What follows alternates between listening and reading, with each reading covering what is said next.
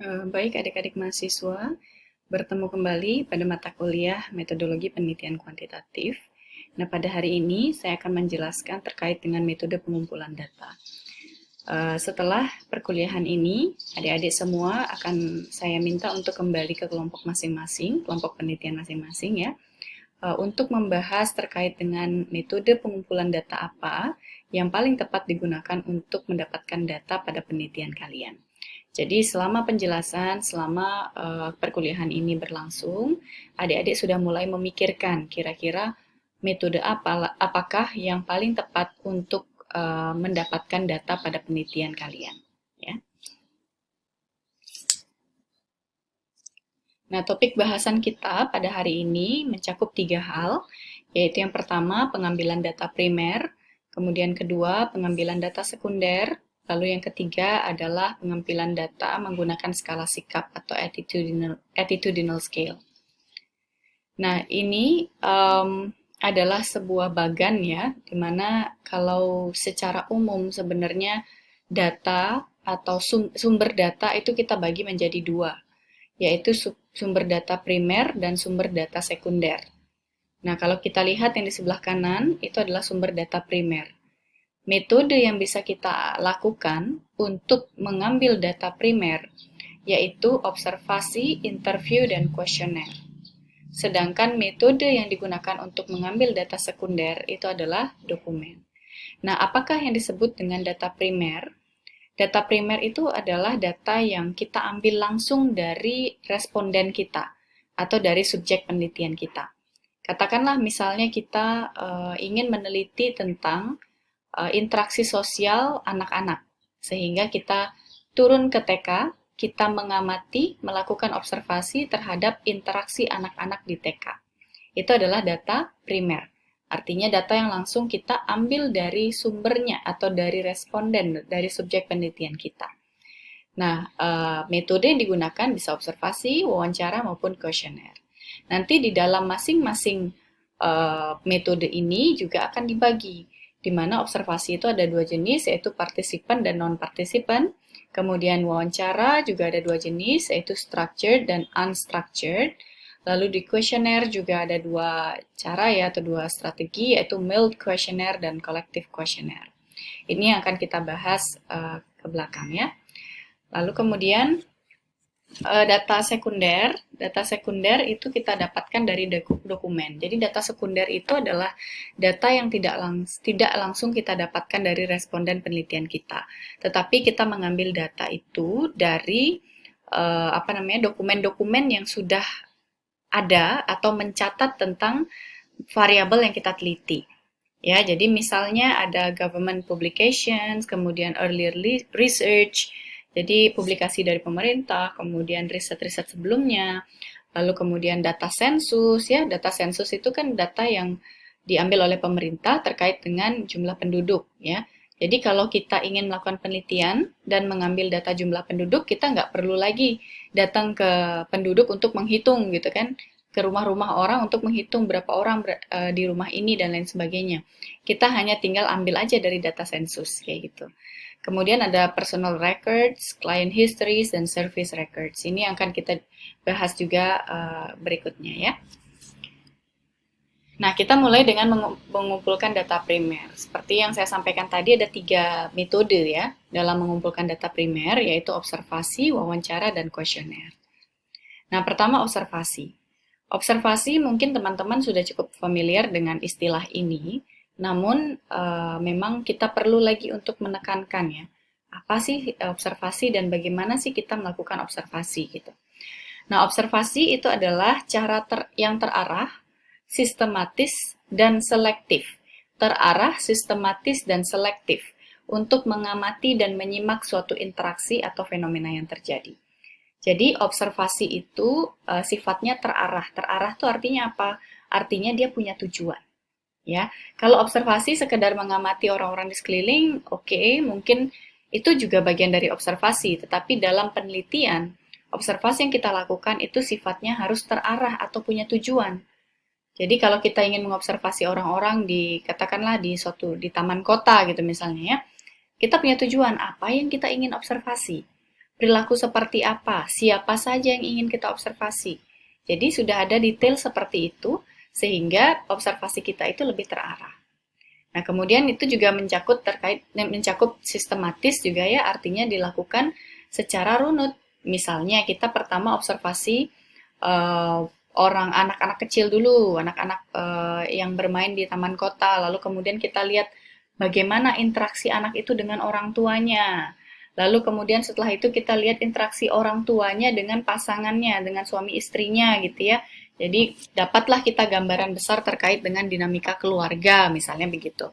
Jadi sifatnya sistematis atau runut.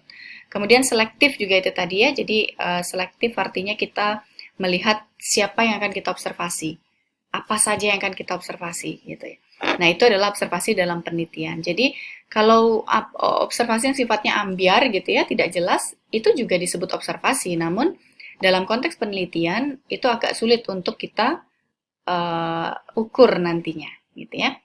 Nah, kemudian observasi adalah pendekatan terbaik untuk mengumpulkan informasi yang diperlukan jika kita ingin melihat perilaku, ya, dan bukan pada persepsi individu. Dan ketika subjek sangat terlibat dalam interaksi sehingga mereka tidak dapat memberikan informasi yang objektif. Jadi observasi itu dilakukan ketika pertama kita ingin melihat perilaku dari seseorang, bukan melihat persepsi, ya, atau misalnya pemikiran atau sudut pandang gitu, mungkin bukan ya, tetapi lebih kepada perilaku. Kemudian syarat yang kedua adalah ketika subjek penelitian kita itu sangat terlibat dalam suatu fenomena atau suatu interaksi sehingga mereka tidak dapat memberikan informasi yang objektif. Misalnya, kayak seperti tadi contohnya, kita ingin melihat tentang interaksi sosial dari katakanlah misalnya remaja, jangan kita ambil anak-anak, misalnya remaja ya. Kita ingin melihat interaksi mereka, tetapi kalau kita wawancara, mungkin saja apa yang mereka katakan itu tidak betul-betul menggambarkan fenomena yang sebenarnya, karena mereka terlibat di dalam kelompok tersebut. Nah, jadi akan lebih baik kalau kita juga melakukan pengambilan data dengan metode tambahan, yaitu observasi. Kita melihat perilaku mereka seperti apa di lingkungan sosialnya. Apakah mereka cukup baik dalam menjalin hubungan baru dengan temannya, atau mungkin mereka cukup populer atau dikenal oleh teman-temannya. Nah, gitu bisa kita lakukan observasi. Ya, jadi ada dua syarat. Pertama, ketika kita ingin melihat perilaku. Yang kedua adalah ketika subjek kita itu sangat terlibat di dalam interaksi sehingga tidak dapat memberikan informasi yang objektif. Nah, kemudian tipe observasi itu ada dua, seperti yang saya sampaikan di depan tadi, yaitu pertama participant observation dan yang kedua adalah non-participant observation. Nah, participant observation itu adalah ketika peneliti berpartisipasi dalam aktivitas kelompok yang diamati dengan cara yang sama seperti anggotanya, dengan atau tanpa mereka sadari bahwa mereka sedang diamati. Jadi, participant observation di sini mereka bergabung juga di dalam kelompok itu. Jadi mereka ikut serta di dalam interaksi, di dalam dinamika yang ada di kelompok itu. Katakanlah misalnya seorang polisi, contohnya ya, seorang polisi yang ingin mengamati perilaku atau kelompok-kelompok preman gitu ya. Nah, kemudian polisi ini dia berpura-pura menjadi preman untuk bisa mengamati perilaku preman yang sebenar-benarnya.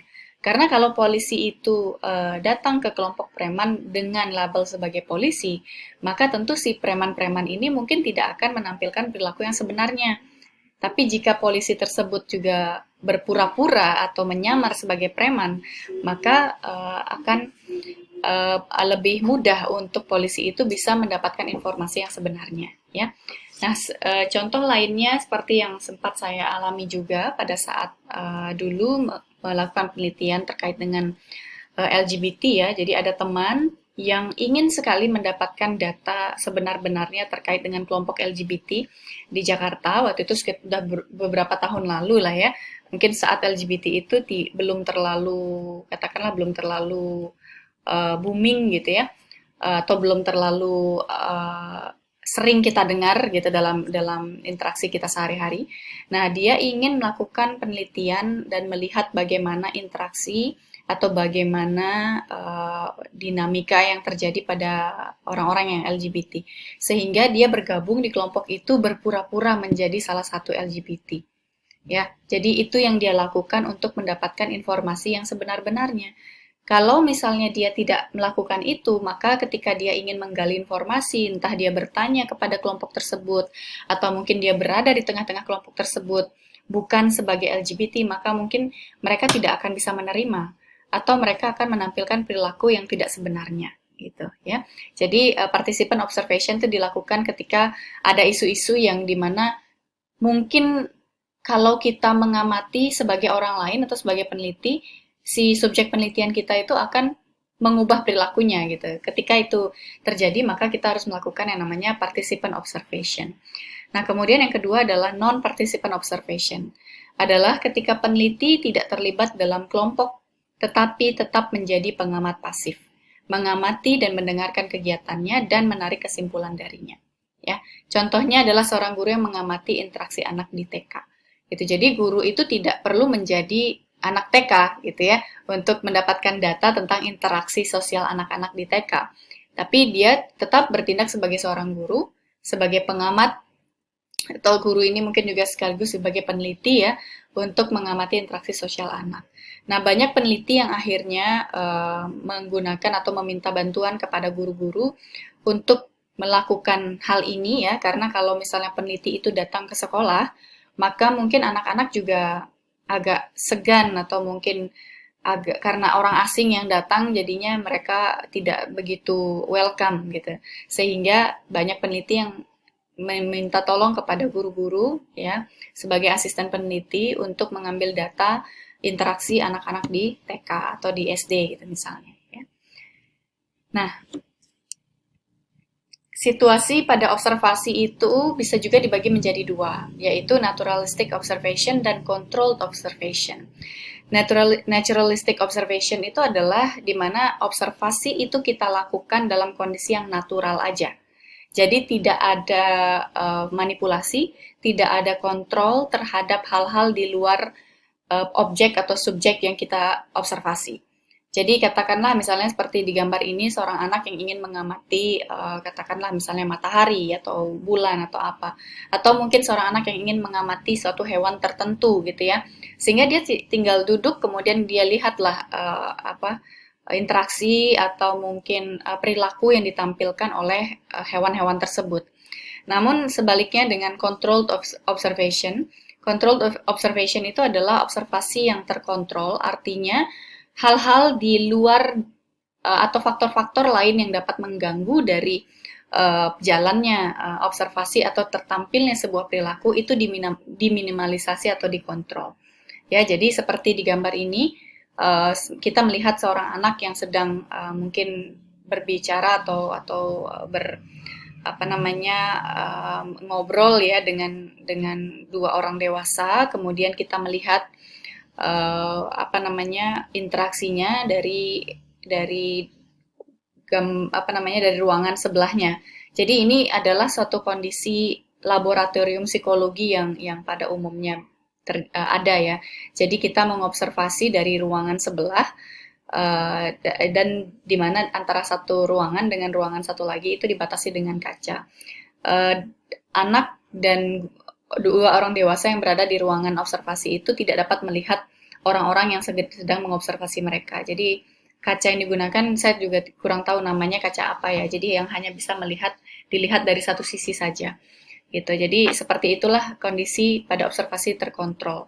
Sehingga hal-hal di luar dirinya, di luar anak tersebut yang sebagai objek observasi atau subjek observasi itu dikontrol semua. Sehingga mungkin seperti mainan kayak gitu tidak diberikan di sana atau mungkin apalah hal-hal lain yang dapat mengganggu konsentrasi si anak tersebut itu dihilangkan atau dikontrol ya. Sehingga anak itu fokus pada suatu treatment atau suatu hal yang diberikan atau dilakukan yang sudah direncanakan oleh si peneliti tersebut. Nah, kemudian kita akan membahas tentang wawancara ya. Setelah tadi observasi secara sepintas, secara ringkas sudah dijelaskan ya. bagaimana melakukan observasi dan beberapa pertimbangan yang perlu diperhatikan untuk memilih metode observasi. Kemudian yang kedua adalah wawancara. Terdapat dua kategori wawancara berdasarkan pada tingkat fleksibilitas. Nah, wawancara ini mungkin kita juga sudah cukup familiar ya, bahwa wawancara itu adalah suatu aktivitas bertanya dan menjawab. Artinya kita peneliti menanyakan beberapa pertanyaan dan kemudian kita mendengarkan jawaban dari responden dan kita catat. Pencatatan itu banyak modelnya nanti, entah nanti berupa verbatim atau kita mencatat kata demi kata dari interviewee kita, atau mungkin kita menggunakan suatu lembar pengukuran atau lembar instrumen wawancara ya, dengan kita sudah membuat kategori-kategori jawaban gitu. Nah, terdapat dua kategori wawancara berdasarkan tingkat fleksibilitas. Pertama adalah wawancara tidak terstruktur atau unstructured interview. Wawancara tidak terstruktur ini kelebihannya adalah kebebasan hampir penuh yang diberikan dalam hal konten dan struktur. Jadi kalau wawancara tidak terstruktur itu maksudnya adalah wawancara yang tidak dipersiapkan sebelumnya dari sisi daftar pertanyaan misalnya. Jadi peneliti itu tidak menyiapkan daftar pertanyaan. Jadi dia melakukan elaborasi atau melakukan mereka mengajukan pertanyaan sesuai dengan apa yang mereka pikirkan harus ditanyakan. Jadi tidak dipersiapkan dari sisi daftar pertanyaannya.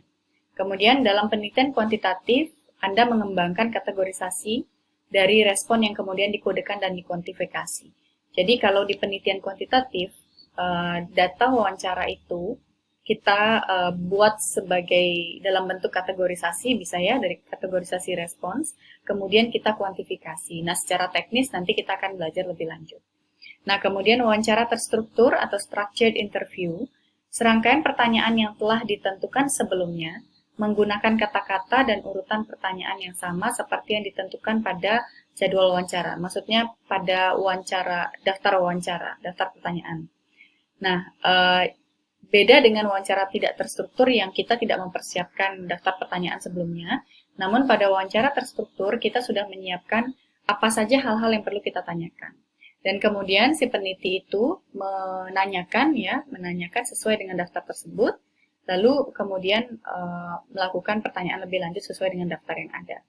Sedangkan kalau tidak terstruktur kan terserah kita mau bertanya bagaimana atau apa saja, yang penting sifatnya adalah menjawab permasalahan penelitian kita.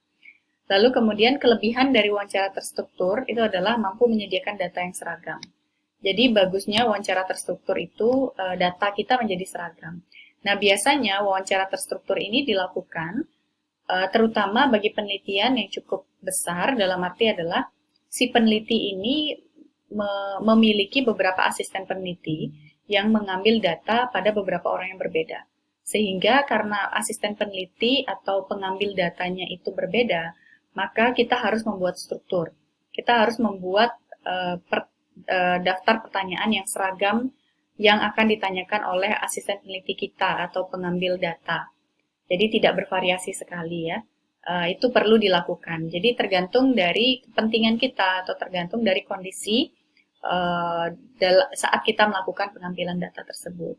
Namun kalau mungkin kita sebagai peneliti hanya seorang diri ya, kita bisa melakukan interview kepada beberapa orang, mungkin kita tidak perlu menggunakan wawancara yang terstruktur karena kitalah yang tahu apa yang akan kita tanyakan dan itu kita tanyakan ke beberapa orang yang menjadi subjek penelitian kita. Nah, kemudian yang ketiga adalah kuesioner ya. Dalam kuesioner, responden membaca pertanyaan, menginterpretasikan apa yang diharapkan, dan kemudian menuliskan jawabannya. Nah, kuesioner tentu teman-teman juga sudah cukup familiar dengan apa sih itu kuesioner, karena mungkin teman-teman juga sering menjawab kuesioner ya, baik itu adalah kuesioner penelitian maupun kuesioner survei untuk kepentingan suatu lembaga atau suatu organisasi tertentu. Jadi ini sering kita lihat kuesioner itu. Nah, kuesioner dalam wujudnya itu bisa diadministrasikan dengan beberapa cara, yaitu pertama bisa kita lakukan dengan email. atau mungkin kita lakukan dengan Google Form. Nah, di zaman sekarang kita sudah sering ya memanfaatkan yang namanya teknologi untuk membuat kuesioner. Contohnya Google Form, kemudian ada beberapa aplikasi lain atau web lain, Soho gitu misalnya ya. Jadi ada banyak lah aplikasi yang bisa kita gunakan untuk mengambil data secara online. Lalu kemudian bisa juga bersifat kolektif. Kolektif ini artinya kita menyebarkan kuesioner itu pada kelompok orang secara bersamaan. Jadi misalnya kita ingin meneliti suatu hal di sebuah sekolah. Jadi kita bisa membagikan kuesioner itu pada kelas per kelas dan kemudian di kelas tersebut mereka menjawab kuesionernya secara bersamaan. Jadi itu sifatnya kolektif ya. Artinya adalah pengisian kuesioner itu dilakukan secara bersama-sama dalam suatu waktu tertentu. Kemudian yang terakhir adalah di tempat publik. Ya, misalnya kita ingin memberikan atau menyebarluaskan kuesioner kepada masyarakat ya. Kemudian kita standby di sebuah boulevard atau kemudian di sebuah taman kota atau di sebuah mall ya. Lalu kemudian kita meminta orang-orang di sana untuk menjawab kuesioner kita gitu ya. Itu jadi bisa dilakukan seperti itu, seperti kita jemput bola langsung ke tempat publik ya. Jadi kuesioner secara administrasi sebenarnya bisa macam-macam ya, apalagi dengan teknologi dan kondisi pandemi seperti ini memang seringkali kuesioner itu dibagikan secara online. Jadi kita juga perlu familiar, kita perlu juga mengenal bagaimana metode-metode mengadministrasikan kuesioner yang biasa digunakan dalam kondisi masa kini. Nah, kemudian sering orang itu bingung ya, peneliti itu bingung, kita pilih wawancara atau kuesioner gitu. Karena wawancara atau kuesioner secara karakteristik kurang lebih sama ya. Kita bisa juga melihat persepsi dari wawancara bisa, dari kuesioner juga bisa gitu. Nah, sekarang apa pertimbangannya untuk memilih antara wawancara atau kuesioner? Yang pertama, berdasarkan pada sifat penyelidikannya atau nature of investigation. Jika penelitian adalah tentang isu-isu yang responden mungkin merasa enggan untuk berdiskusi dengan peneliti, kuesioner mungkin menjadi pilihan yang lebih baik karena memastikan anonimitas. Jadi, jika hal-hal yang kita tanyakan kepada responden itu adalah mungkin hal-hal yang sensitif, di mana mereka tidak akan mau secara gamblang terbuka kepada peneliti, maka kuesioner itu menjadi pilihan yang paling baik. Karena apa? Di kuesioner itu kita bisa menjamin yang namanya anonimitas atau tidak mencantumkan identitas di sana. Karena pada umumnya kuesioner itu tidak anonim ya atau tidak mencantumkan identitas. Nah, sehingga orang subjek penelitian itu akan lebih nyaman. Ya, akan lebih nyaman untuk ditanyai menggunakan kuesioner karena dia tidak perlu mengungkap identitasnya. Dia siapa dan karakteristik yang lain gitu ya. Kemudian yang kedua adalah berdasarkan letak geografis dari sampel dan populasi.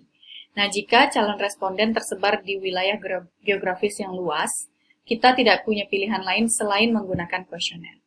Ya, jadi seperti yang tadi, apalagi kalau tersebar di seluruh Indonesia, katakanlah, atau mungkin di seluruh dunia ya. Ya, kalau kita punya asisten peneliti di setiap daerah dan bertugas untuk menyebarluaskan kuesioner di setiap daerah tersebut, no problem. Tapi ketika penelitian kita juga terbatas ya orang-orangnya, kemudian dana juga terbatas, maka mungkin kuesioner itu menjadi pilihan dan sulit kalau kita lakukan interview karena membutuhkan waktu yang lama dan juga orang yang banyak ya untuk melakukan interview ini. Sehingga kuesioner menjadi pilihan untuk daerah yang atau untuk sampel yang tersebar di daerah yang atau wilayah geografis yang luas. Kemudian yang ketiga adalah berdasarkan karakteristik populasi.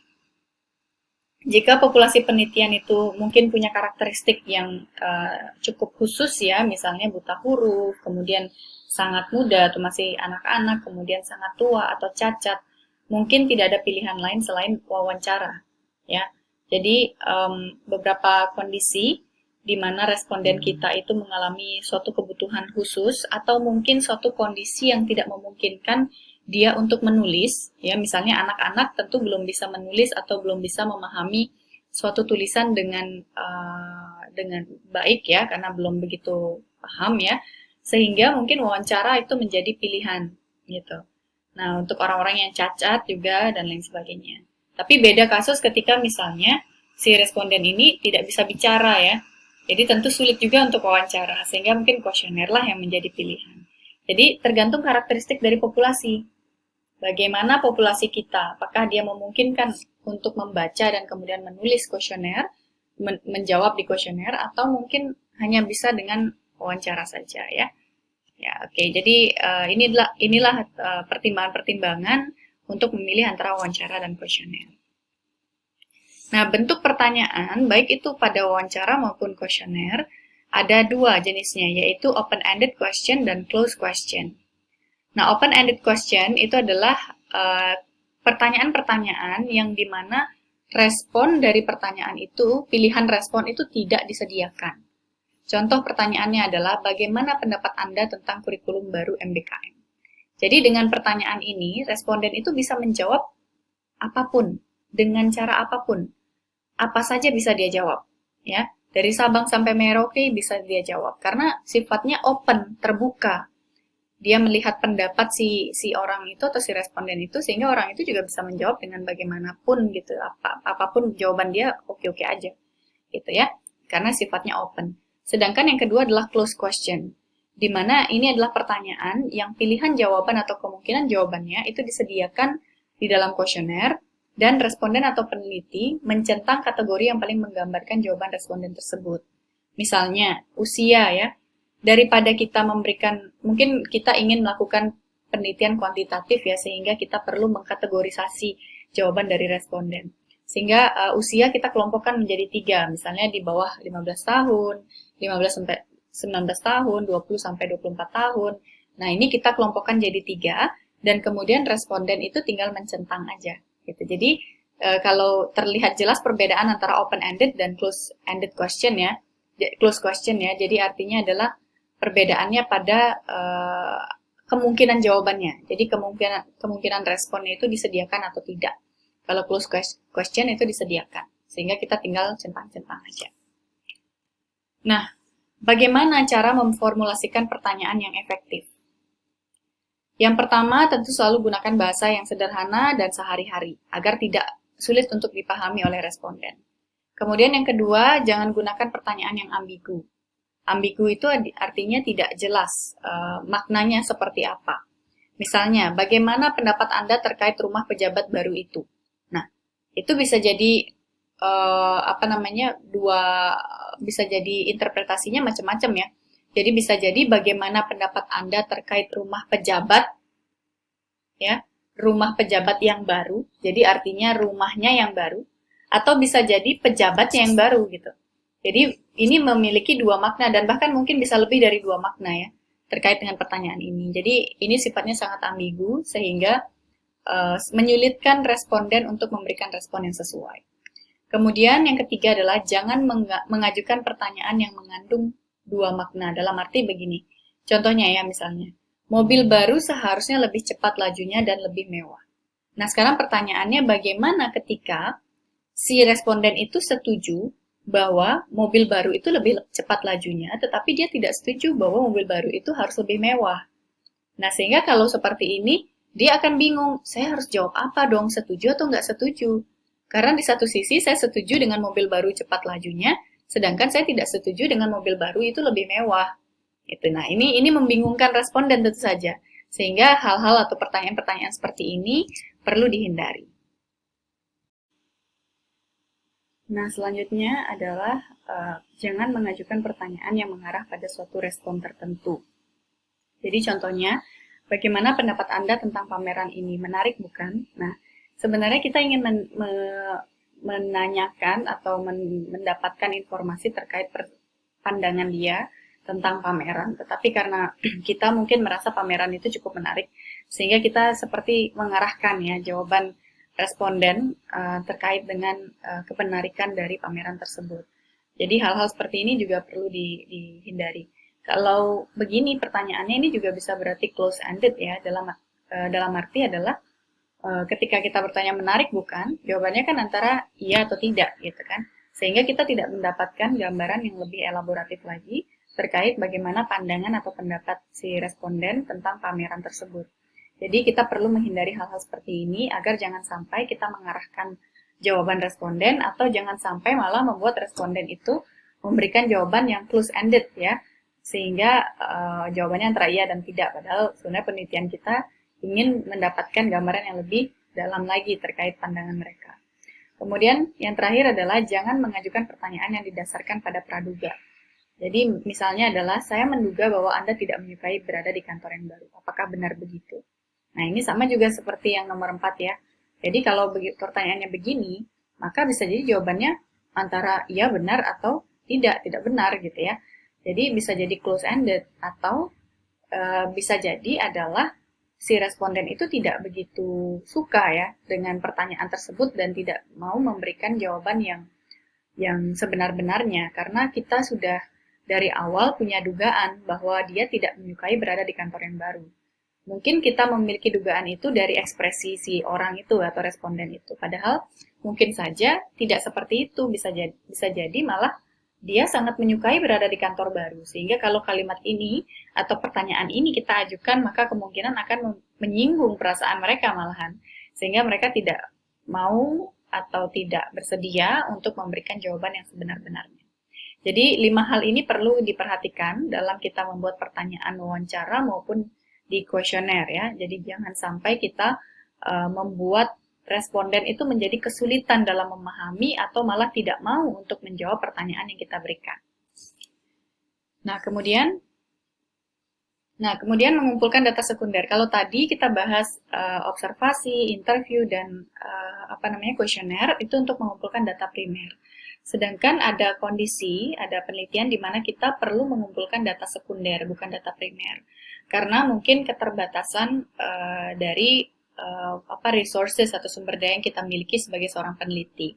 Sehingga kita bisa mendapatkan data tersebut dari suatu pencatatan ya, suatu pencatatan atau suatu dokumen tertentu. Nah, apa saja bentuk dokumen-dokumen itu? Pertama bisa jadi publikasi dari pemerintah, ya seperti misalnya sensus itu tadi, atau mungkin di masing-masing kementerian, pemerintah itu kan punya data-data statistik ya biasanya. Atau mungkin di dinas-dinas mereka juga memiliki data statistik terkait misalnya ada jumlah guru ya, kemudian jumlah orang-orang atau masyarakat yang terkategori di bawah garis kemiskinan, misalnya seperti itu semua sudah ada datanya. Jadi kita kan tidak perlu untuk mengambil data kembali ke masyarakat. Sehingga penelitian itu lebih baik untuk mengumpulkan data sekunder. Kemudian dari penelitian sebelumnya, jadi kita boleh mengambil data dari penelitian sebelumnya jika memang karakteristik sampel dan populasi dalam penelitian kita itu sama dengan mereka. Sehingga itu bisa kita gunakan juga. Lalu kemudian catatan personal. Ya, catatan personal itu contohnya adalah diary, itu bisa digunakan. Jadi kita ingin melihat misalnya sudut pandang seseorang terkait dengan kehidupannya gitu mungkin ya. Jadi kita bisa melihat dari diary-nya mereka. Kita bisa menelaah atau menganalisis dari apa yang dia sampaikan di diary tersebut, misalnya begitu.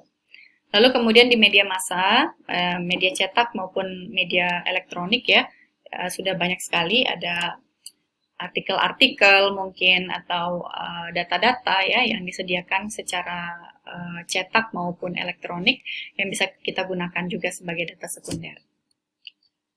Nah, kendala dalam mengumpulkan data sekunder itu apa? Pertama, kita tidak tahu validitas dan reliabilitas dari data tersebut.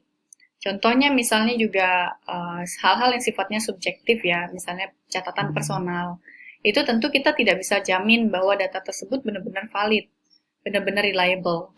Atau mungkin data keluaran pemerintah. Pemerintah itu katakanlah misalnya pemerintah daerah, yang mereka mungkin saja, saya juga kurang tahu ya, tapi mungkin saja ada dinas-dinas yang hanya sekedar menampilkan data yang tidak didasarkan pada pengambilan data yang sebenarnya. Bisa jadi seperti itu. Banyak juga kasus-kasus di mana masyarakat menjadi tertipu dengan data gitu karena si pihak pemberi data itu menampilkan data yang tidak sebenarnya.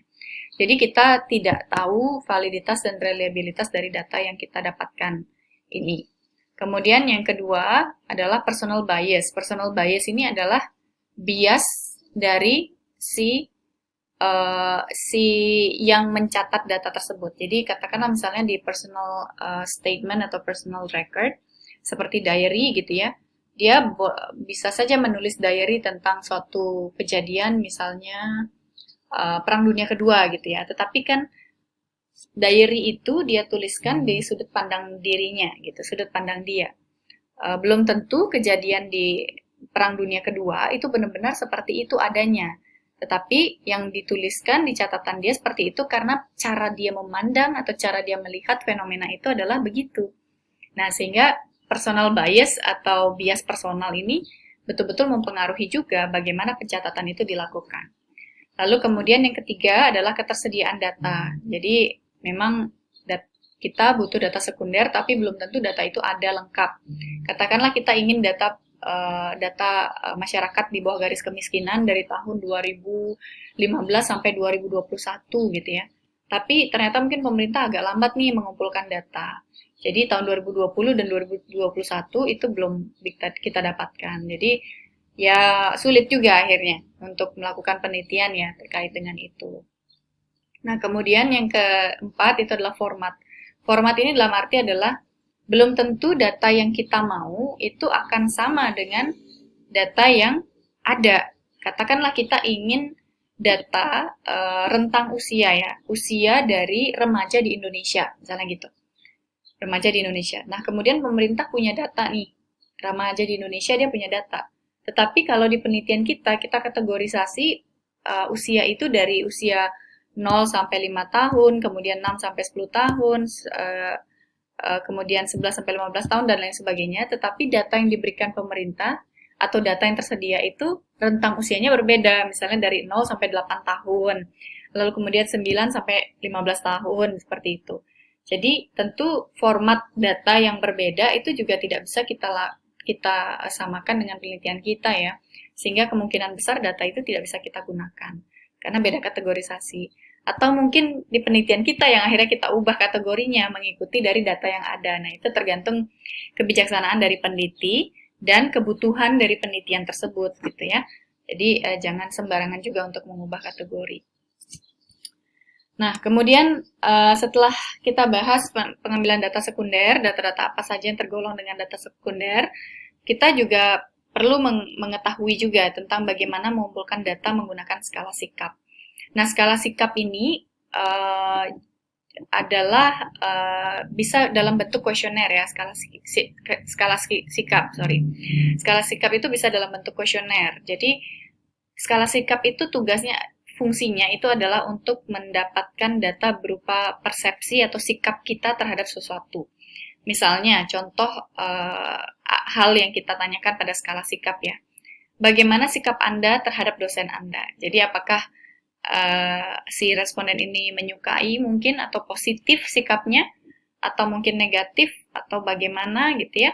Nah ini adalah salah satu contohnya. Nah jika pertanyaan Anda bersifat open-ended, pertanyaan tersebut mengajak setiap responden untuk menggambarkan sikap yang dia miliki terhadap dosen tersebut. Jika Anda telah menyusun pertanyaan close-ended dengan kategorisasi seperti sangat positif, kemudian positif, tidak pasti, negatif, dan sangat negatif, ini memandu responden untuk memilih kategori yang paling menggambarkan sikap mereka. Jadi di skala sikap itu kalian bisa menggunakan jenis pertanyaan yang open atau jenis pertanyaan yang close, bisa aja gitu ya. Kalau close kan mungkin di kuantitatif ya, lebih cocok di kuantitatif. Sedangkan kalau open itu lebih cocok untuk kualitatif ya. Jadi kalau dalam konteks penelitian kuantitatif seperti ini, kita kita bisa menyusun kategori terhadap jawaban atau pilihan jawaban kepada responden kita gitu ya. Jadi dia tinggal memilih atau centang-centang aja. Nah, jenis skala sikap itu sebenarnya ada 3, yaitu skala Likert, Thurstone, dan Gottman. Tapi dalam konteks pembahasan kita dan perkuliahan ini, saya hanya akan memfokuskan pada skala Likert saja. Kalau Thurstone itu sebenarnya lebih sulit dan lebih jarang digunakan, apalagi Gottman ya. Nah ini mungkin teman-teman bisa mengelaborasi sendiri nanti kalau ingin tahu tentang skala Thurstone dan Gottman, boleh silakan dicari sendiri ya. Tapi yang saya fokuskan di sini adalah skala Likert yang memang paling umum digunakan oleh peneliti-peneliti untuk melihat sikap atau persepsi seseorang terhadap suatu variabel gitu ya. Nah, skala Likert didasarkan pada asumsi bahwa setiap pernyataan atau item memiliki nilai sikap atau importance atau weight yang sama dalam hal mencerminkan sikap terhadap masalah yang bersangkutan. Nah, jadi dalam arti adalah setiap pertanyaan ini memiliki bobot yang sama gitu ya. Bobot yang sama untuk mencerminkan sikap dari seseorang tersebut. Jadi katakanlah di sini ada 1 sampai 10 pertanyaan, maka 1, 2, 3, 4, dan lain sebagainya itu memiliki bobot yang sama untuk menggambarkan suatu persepsi dia tentang dosennya, misalnya dalam konteks ini ya. Sehingga tidak ada perbedaan bobot. Sedangkan kalau Thurstone itu ada perbedaan bobot antara satu pertanyaan dengan pertanyaan lainnya. Gitu, ada yang lebih menggambarkan, ada yang mungkin kurang menggambarkan, dan lain sebagainya. Seperti itu. Nah, ini skala Likert ini akan sering digunakan dan teman-teman silahkan untuk berpikir sekarang ya, kira-kira apakah akan menggunakan skala Likert, kuesioner skala Likert atau mungkin wawancara dan lain sebagainya. Nah, setelah ini teman-teman, jadi materi sudah selesai dari saya, silahkan teman-teman mencari kembali ya terkait materi yang sudah saya sampaikan. Kalau ada hal-hal yang perlu ditambahkan, silahkan kalian mencari sendiri, atau hal-hal yang perlu didiskusikan, silakan kalian memberikan pertanyaan atau berdiskusi dengan saya. Nah, sekarang di waktu yang tersisa, silakan teman-teman berdiskusi satu sama lain di dalam kelompoknya bisa ya. Sebutkan dan jelaskan kelebihan dan kelemahan dalam menggunakan metode wawancara. Kemudian yang kedua, sebutkan dan jelaskan kelebihan dan kelemahan dalam menggunakan metode kuesioner. Jadi coba silakan dicari di beberapa sumber, kira-kira apa kelebihan dan kelemahan menggunakan metode wawancara dan kuesioner. Lalu kemudian, pada masing-masing kelompok penelitian, teman-teman kan sudah punya kelompok penelitian ya, diskusikanlah metode apa yang akan Anda pilih untuk mendapatkan data pada penelitian Anda. Jadi kalau dari pertemuan sebelumnya kalian sudah belajar tentang mengidentifikasi variabel, kemudian desain penelitian. Nah, sekarang metode pengumpulan datanya seperti apa, data apa yang kalian butuhkan. Jadi, dilihat dulu, kalian butuh data apa nih. Nah, setelah itu kalian coba identifikasi kira-kira metode untuk mendapatkan data itu apa.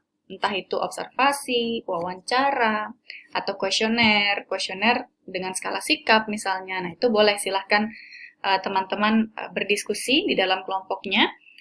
Nanti akan saya sematkan suatu kolom atau suatu thread di e-learning sehingga teman-teman bisa mengumpulkan tugas kalian ke e-learning. Ya, baik demikian teman-teman. Terima kasih atas perhatian dan konsentrasinya dalam menyimak materi ini ya. Semoga ada hal yang dapat diambil atau diresapi dari materi ini dan jangan lupa untuk tetap membaca sumber-sumber lain yang relevan untuk menambah pengetahuan dan pemahaman kalian. Terima kasih atas perhatiannya dan sampai jumpa.